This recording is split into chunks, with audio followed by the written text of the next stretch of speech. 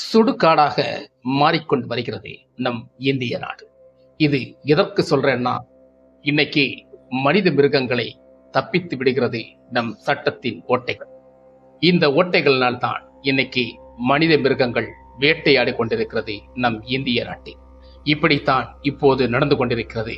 கடந்த 8ஆம் தேதி நடந்த மெடிக்கல் கல்லூரி டாக்டர் 30 வயசுக்கு மேற்பட்டவருக்கு நடந்த ஒரு பலாத்காரம், கற்பழிப்பு தான் நம்ம இந்த கேஸை பத்தி பேச போறோம். வாங்க வீடியோக்குள்ள போய் பார்க்கட்டும். ஒழுங்கு சரியில்லாம இந்தியனுக்கு சாவை கிடையாது. இந்த இந்தியாவின் அனைவருக்கும் வணக்கம். சுடுகாடாக மாறிக்கொண்டிருக்கும் நம் இந்திய நாட்டில் எப்படி இந்த மனித மிருகங்கள் இருக்கிறார்கள், சுலபமாக கற்பழிப்பு, பலாத்காரம் செய்து கொண்டு தப்பித்து போகிறார்கள். இதற்கான காரணம் என்ன? அரசின் ஒழுங்குமுறை சரியில்லையா? அரசின் ஒழுங்குமுறை ஆணவத்தில் இருக்கிறதா? அரசின் நடவடிக்கைகள், ஓட்டைகள் அதிகரித்து கொண்டே இருக்கிறதா? அப்படி என்று நமக்கு இந்த வீடியோவில் தொடர்ந்து பேச போறோம். இந்த சஞ்சய் எப்படி இவர் ஒருவரால் செய்யப்பட்ட குற்றம் என்று நினைக்கிறீர்களா? இல்லை, பல பேர்கள் இதில் நுழைந்திருப்பதுதான் உண்மை. இந்த குற்றத்தின் அடிப்படையில் சஞ்சய் ராயை விசாரிக்கும் போதே தெரிகிறது, இதில் ஒருவரால் மட்டுமே சாத்தியமில்லை என்பது நமக்கு தெரிகிறது. அங்கே அத்தனை பெண் டாக்டர்கள் போராட்டத்தில் ஈடுபட்டு கொண்டிருக்கிறார்கள். அத்தனை பேர்களுக்கும் விடிவு காலம் கிடைக்க வேண்டும், அவர்களுக்கு பாதுகாப்பு உணர வேண்டி 8ஆம் தேதி கடந்து சென்ற அந்த பெண் டாக்டரின் மரணத்துக்கு நீதி கிடைக்க வேண்டும் என்ற நோக்கத்தில் பெண் டாக்டர்கள் அத்தனை பேர் போராட்டத்தில் இன்று வரை இருந்து கொண்டே இருக்கிறார். இதற்கு அரசு என்ன பதில் சொல்ல போகிறது? பெண் ஆட்சியில் இருக்கும் மம்தா பானர்ஜியின் ஆட்சியில் இருக்கும் கொல்கத்தாவில் இது பெரிய சாத்தியம் என்று சொல்கிறார்கள். இல்லை, கொல்கத்தா மம்தா பானர்ஜி ஆட்சியில் இது பெரிய துயரத்தில் ஆழ்த்திவிடும் என்று சொல்கிறார்களா? ஆட்சியை ஆளும் பெண்கள் என்றால் உங்களுக்கு வேட்டையாடு மிருகம் நாடாக இருக்கிறதா என்பதற்கான கேள்விகளுக்கு விளக்கம் தெரியாது. அப்படித்தான் பெண் டாக்டரின் மரணத்தின் ஓலங்கள் நமக்கு கேட்கிறது. இப்படித்தான் நம் இந்திய நாட்டை நமக்கு கடந்து வந்திருக்கிறோம். இந்திய நாடு மேலும் மேலும் சுடுகாடாக மாறிக்கொண்டு வருகிறது. இப்படி சைக்கோ கில்லர்கள் வளர்ந்து கொண்டே வருகிறார்கள். குறைந்தது இந்த கேஸை நீங்கள் 1 வருடம் 2 வருடம் நடத்துவீர்கள். அதன் பின் அதற்கான விடிவுகள் சரியான எவிடன்ஸ் இல்லாத காரணத்தால் அவர்களை வெளியே விடுவதுதான் இந்திய ஓட்டத்தின் சட்டமாக இருக்கு. இதுதான் நடக்க போகிறது என்பதற்கு நமக்கு முன்கூட்டியே தெரிகிறது. இதுதான் இந்திய சட்டத்தின் வெளிப்பாடு. இதற்கு நமக்கு என்ன காரணம் சொல்வதென்றால், இப்பேற்பட்ட சைக்கோ கில்லர்களை எதற்கு நீங்கள் தப்பிக்க விடுகிறீர்கள் என்று. சைக்கோ கில்லர்கள் மேல் சைக்கோ போல் இருக்கும் நல்லவர்களும் அங்கே நுழைந்து குற்றம் செய்கிறதுனால்தான் சைக்கோ கில்லர்களை தப்பித்து விடுகிறீர்கள் நீங்கள். அப்படி என்று ஆணித்தரமாக நம்மளால் சொல்ல முடியும். இப்பேற்பட்ட பல சம்பவங்கள் நம் இந்திய நாட்டில் கடந்து சென்றிருக்கிறதை நீங்கள் மறந்திருக்கிறார்கள். டெல்லியில் நடந்த நிர்பயா வழக்கில் கூட 4 பேரை நீங்கள் தூக்கிலிட்டீர்கள், ஒருவரை தப்பிக்க விட்டீர்கள். சிறுவர் சீர்திலை பள்ளியில் அவரை சென்றுவிட்டு அவன் இன்று வரை உயிரை காத்துக்கொண்டு சாதாரணமாக இருக்கிறார்.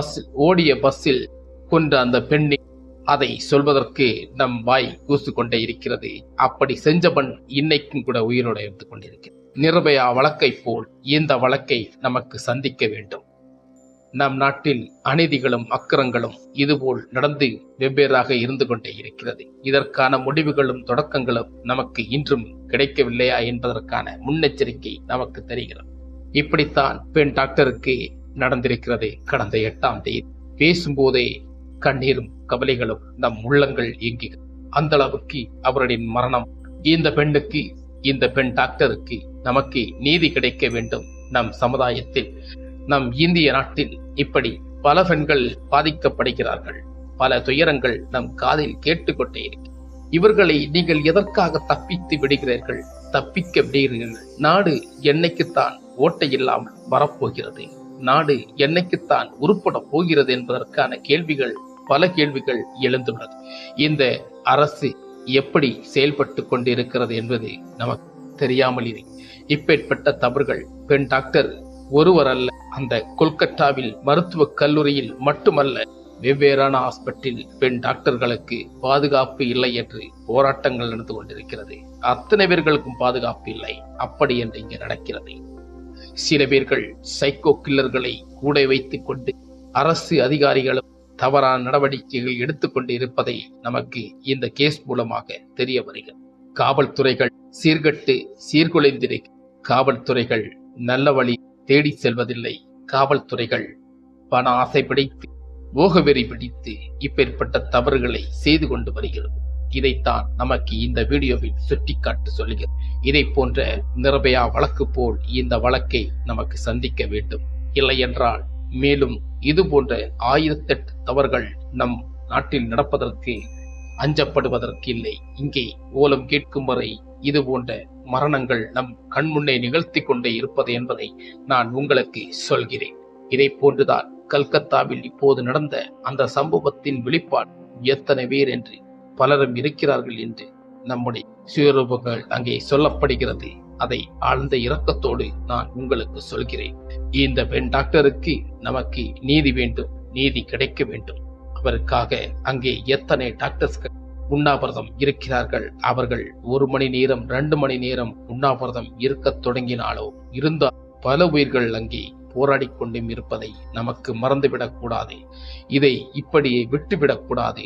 நம் நாட்டுக்காக இந்த பெண்ணுக்கல்ல, இப்படி நடக்கின்ற எல்லாருக்கும் நீதி கிடைக்க வேண்டும் என்று மக்கள் போராடி கொண்டே இருக்கிறார். அத்தனை போராட்டங்களை காவல்துறைகள் அடித்து நொறுத்துக் கொண்டே வருகிறது.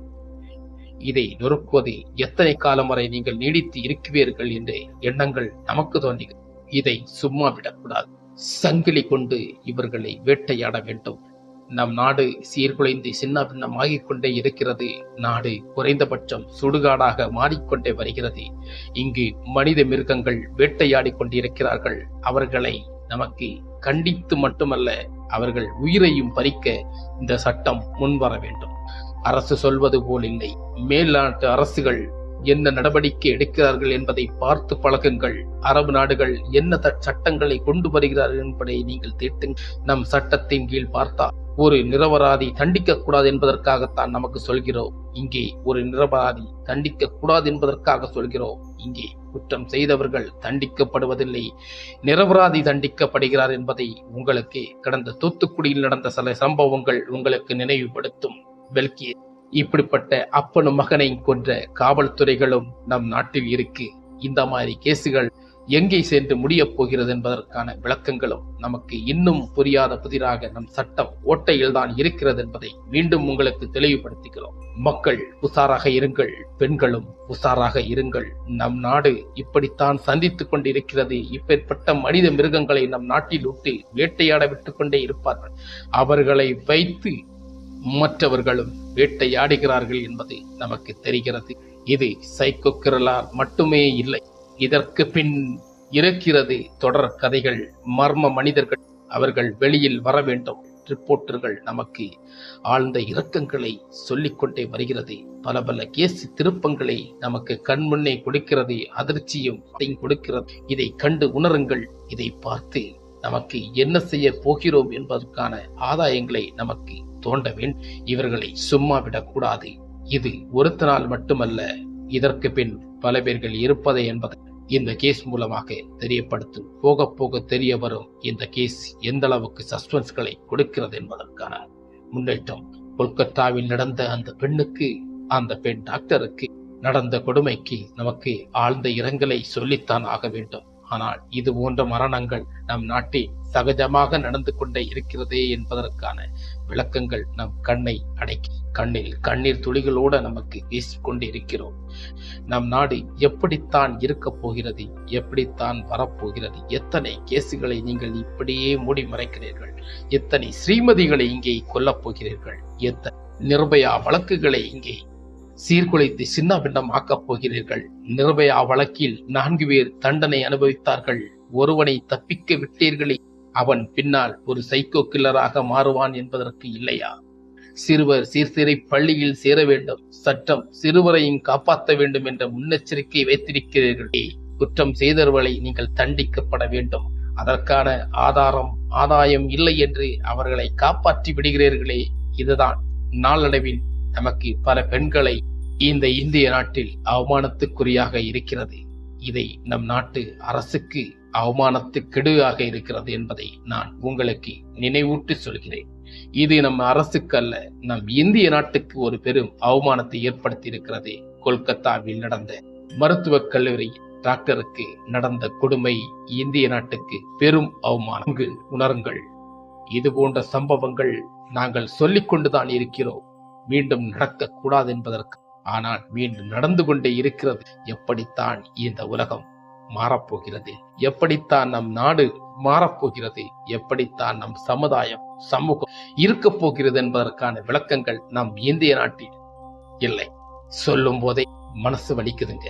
அனைவருக்கும் இந்த வீடியோ பிடிச்சிருந்தா மறக்காம நம்ம சேனலுக்கு சப்ஸ்கிரைப், லைக் பண்ணுங்க. உங்களுக்கு இந்த வீடியோ பத்தி ஏதாவது சொல்ல தோணுச்சுன்னா கமெண்ட்ல போடுங்க.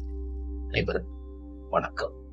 சட்டம் ஒழுங்கு சரியில்லாமல் இந்தியனுக்கு சாவை கிடையாது. இந்த இந்தியாவின்